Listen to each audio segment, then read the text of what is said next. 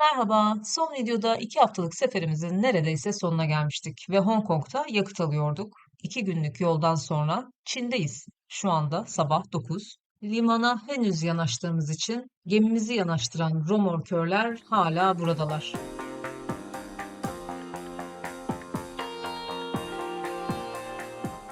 2 gün kaldığımız Çin limanından kalkıyoruz. Limandan bizi kalkış için çekiştiren romorkörü görüyorsunuz. Buradan 1 saat yol giderek başka bir Çin limanında tahliyeye devam edilecek. Şu anda kalkış manevrası yapılıyor.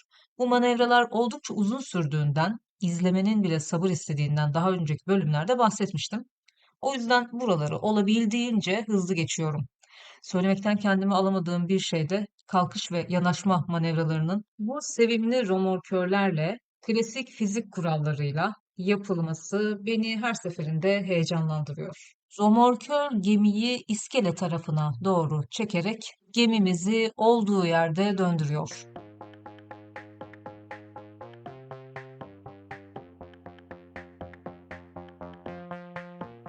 1 saatin sonunda diğer limana yanaşma manevrasındayız. İzleyenler için, hatta lumbuzumdan bakan benim için bile manzara pek de değişmedi.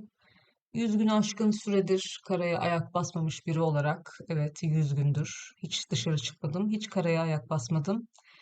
Demir ve su görüntüsünün dışında şöyle bir şehir manzarası hiç de fena olmazdı açıkçası. Çin'in sisli puslu havasını izliyoruz.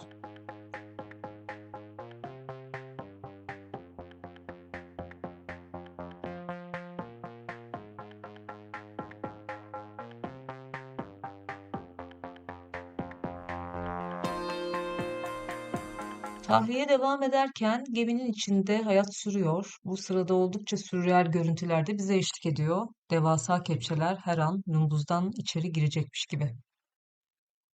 Gemi nasıl ki gece gündüz gidiyorsa, ekstra bir durum olmadığı sürece yükleme ve tahliyelerde de durmaksızın gece gündüz çalışma devam eder. Şu anda ambarın dibindeki yükü daha rahat toparlayabilmek için ambarın içine büyük bir iş makinesi indirilmiş.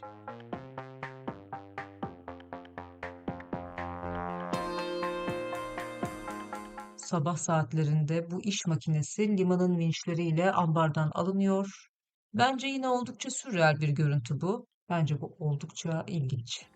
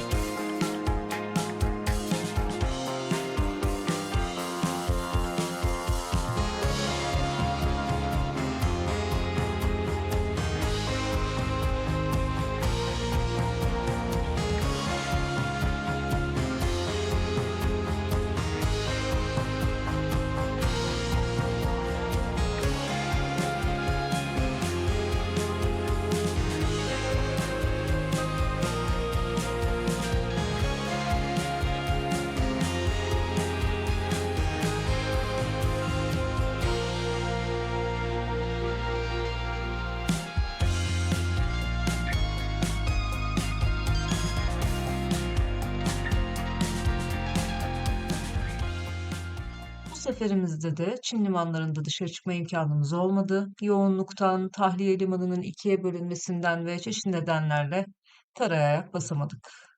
Ve her kalkışta olduğu gibi şu anda pilot yani kılavuz kaptan gemide kalkışa yardımcı olmak için romorkörler yanımıza yanaştı ve artık Çin limanından ayrılıyoruz.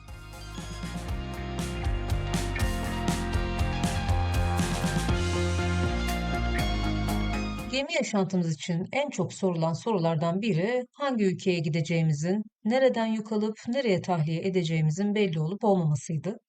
Bazı gemilerin rotası sabittir. Bir döngü içinde aynı limana uğrarlar. Fakat şu anda bulunduğumuz gemide nereye gideceğimiz oldukça geç belli olabiliyor. Geminin yük bağlantısını yapmak, şirketin, daha doğrusu Kabaca söylemek gerekirse kara departmanın işidir. Bazen gemi kiraya verilir ve nereye gideceğimizi kiracı söyler. Burada bu konuda uzun uzun sıkıcı bir anlatım yapmak istemiyorum. O yüzden çok kısa bir özet geçeceğim. Gemiyi kiralayan kiracı ya da şirket departmanı tarafından yükün nereden alınıp nereye götürüleceği gemiye yani kaptana deklare edilir, bildirilir. Gidilecek bölgeye göre yakıt hesaplamaları yapılır, hava koşullarına göre rota belirlenir. Eskiden köprü üstünde görülen masanın üzerindeki haritalarda direkt kağıt üzerinden rota hesaplamaları yapılırdı. Fakat dijital teknoloji hızlı bir şekilde bu yöntemin değişmesine olanak tanıdı. 2 gündür yoldayız. Güney Afrika'ya gitme ihtimalimiz varken yola çıktıktan 2 gün sonra akşam 10 sularında şirketten bir mesaj aldık ve seferimizin değiştiğini, daha doğrusu kesinleştiğini öğrendik. Şu anda Endonezya'ya gidiyoruz ve alacağımız kömür yükünü Filipinlere tahliye edeceğimiz kesinleşti.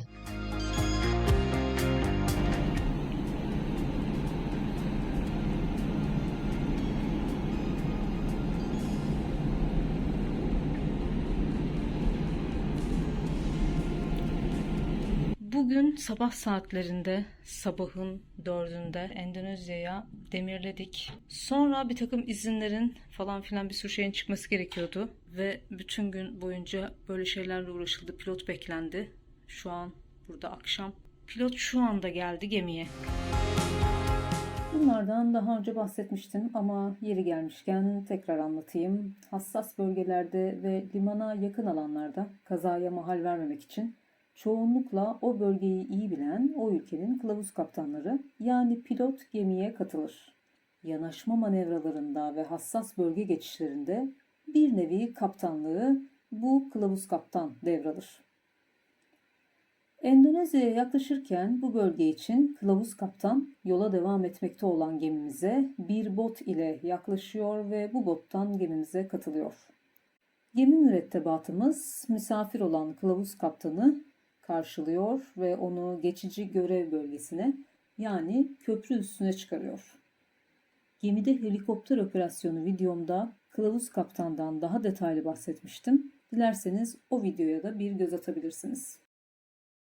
Bu arada yeniden güneye doğru indiğimiz için hava gittikçe ısındı. Fakat Endonezya'da bizi yağmurlu bir hava karşılıyor. Etrafımızda da bizim gibi demirlemiş olan gemiler var. Endonezya'da çoğunlukla yükleme ve yükü tahliye operasyonları açıkta demirdeyken yapılıyor. Şu anda böyle bir yükleme operasyonu için kömür yükünün gemiye bir barç ile çekilerek geldiğini göreceğiz. Bizim gemimizin kendi krenleri yani kendi kepçeleri olmadığı için bu hizmet liman tarafından sağlanacak. Bu nedenle önce yüklemeyi yapacak araçların olduğu yüzen kreni yanımıza yanaştıracaklar. Sonra da kömür yükü onun yanına yanaşacak. Bu arada kepçe, vinç gibi alet, edevat, ıvır zıvırı görüyoruz. Etrafta yük bekleyen ya da yükü tahliye operasyonu yapan çok fazla gemi var. Yakınımızda bir gemiye kömür yükünün yaklaşmakta olduğunu görüyoruz. Bizim gemimize de böyle bir kömür yük yanaşacak. Elbette bu manevralar çok uzun sürdüğü için ben bu kısımları biraz hızlandırarak geçeceğim.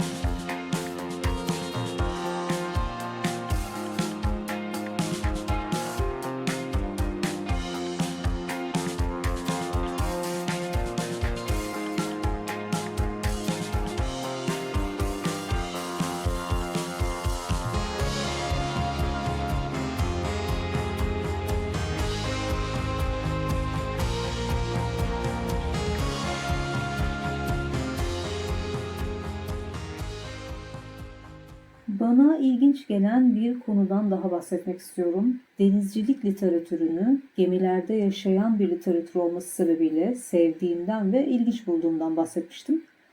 Bu ilginç terimlerden biri de iskandil. Görüntülerde bir denizci iskandil alıyor.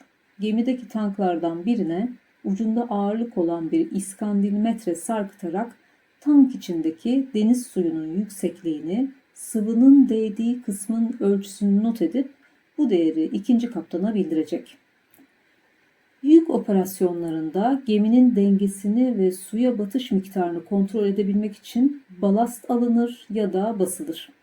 Aslında Türkçe'de balastın çok güzel bir karşılığı olarak safra kelimesi var. Zamanında da kullanılmış ama ben bu kullanımına hiç şahit olmadım.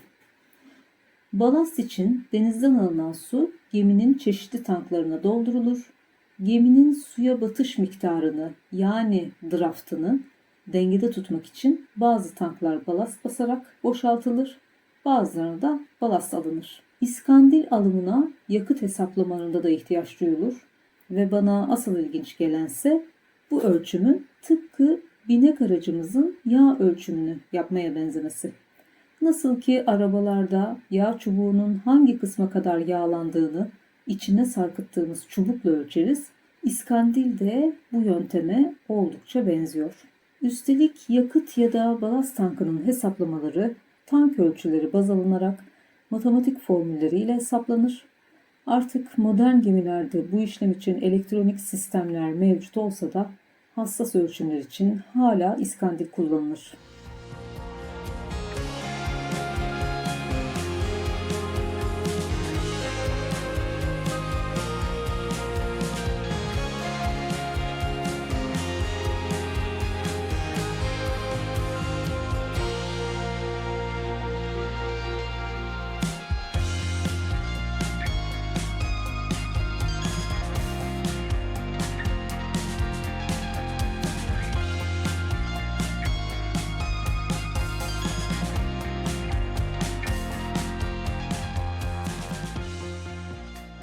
Yağmur sonrası hava biraz bozdu ve şu anda yalpa var. Yalpa da sallantının bir çeşidi.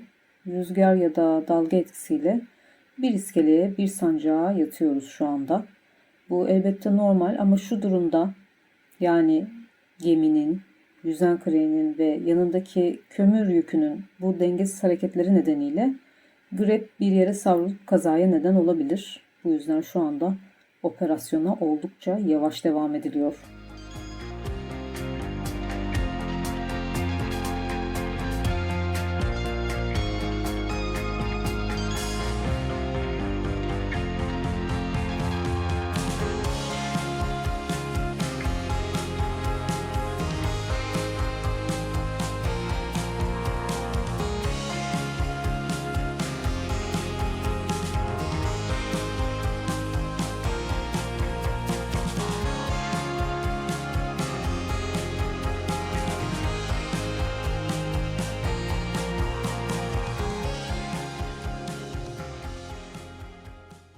Endonezya'nın bu çok sıcak ve nemli havasında muson yağmurları etkisiyle sık sık şiddetli yağışlara maruz kalıyoruz. Dünkü yüklemede yalpanın etkisiyle gemimizde baş tarafa bağlanan yüzen crane halat koparmış. Bu çok tehlikeli bir şey. O sırada baş tarafta biri olsa ve yay gibi gerilip kopan halat insanlara çarpsa bu gerçekten kötü sonuçlara yol açabilirdi. Yalpa tehlike arz edince yüzen crane yanımızdan çekildi ve bir gün boyunca yükleme yapılamadı. Yani operasyon durdu.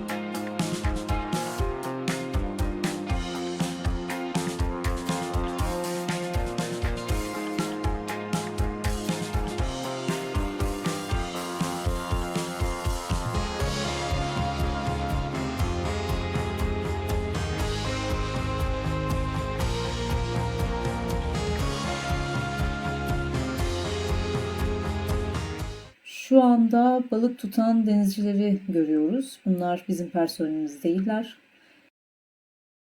Bunu da yemek öncesi çekseymişim daha iyi olurmuş. Doldurulmuş bir deniz ürünü görüyoruz. Ve buradayken gelen minik meyveleri görüyoruz. Bazı günler yağmur nedeniyle yükleme yapılamazken bazı günlerde yanımıza birkaç gün boyunca kömür yükü hiç yanaşmadı. Bunun nedeni de kömür yükünün gelgit nedeniyle, yani suyun yüksekliğinin yeterli olmaması nedeniyle limandan kömür yükünün çıkıp buraya kadar gelememesiydi. Karadayken bir inşaatın ya da yol çalışmasının yanında gördüğümüz kepçe gibi kocaman araçları gemide oradan oraya taşınırken görmek, devasa gemimizin boyutları yüzünden onları oyuncakmış gibi algılamamıza neden oluyor. Bu çok ilginç bir görüntü. Ambara daha çok yük alabilmek için kömürü düzleştirmeye girişmiş bir araç görüyoruz. Bu arada Post-Panamax türündeki bu gemimizin yaklaşık 93.000 ton yük taşıdığını da belirtmek isterim. Bu yaklaşık 5.000 adet tıra sığacak bir yük demek ayrıca. Yük günlerce geldi, gitti, geldi, gitti. Güverteciler yüzen kreyin her yer değiştirdiğinde defalarca baş tarafta toplanıp halat operasyonu yaptılar. 13 günlük yüklemenin ardından ambar kapakları kapandı. Kuşlar yeniden güverteye yaklaşmaya başladı. Daha önceki videoları izleyenler hatırlayacaktır. Gelişmiş limanlarda, mesela Avustralya gibi bir limanda bazen 18 gün kadar süren kömür yükleme operasyonu burada neredeyse 13 gün kadar sürdü. Şehre çok uzak olduğumuz için bu limanda da karaya ayak basmak mümkün olmadı. Yükün bitmesinden yaklaşık 7 saat sonra pilot bizim için geliyor.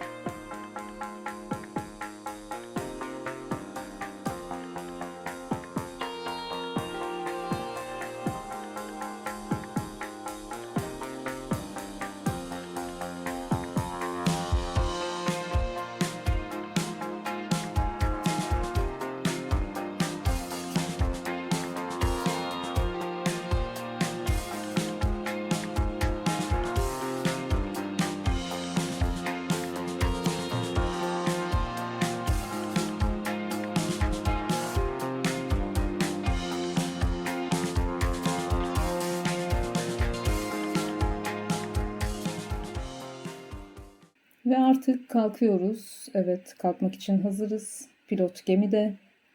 Bütün personel görev yerlerinde. Filipinlere doğru yola çıkıyoruz. Eğer seferimizin nereden başlayıp nasıl sonuçlandığını görmek isterseniz oynatma listemizden sıralı olarak izlemenizi tavsiye ederim. Teşekkürler. Görüşmek üzere.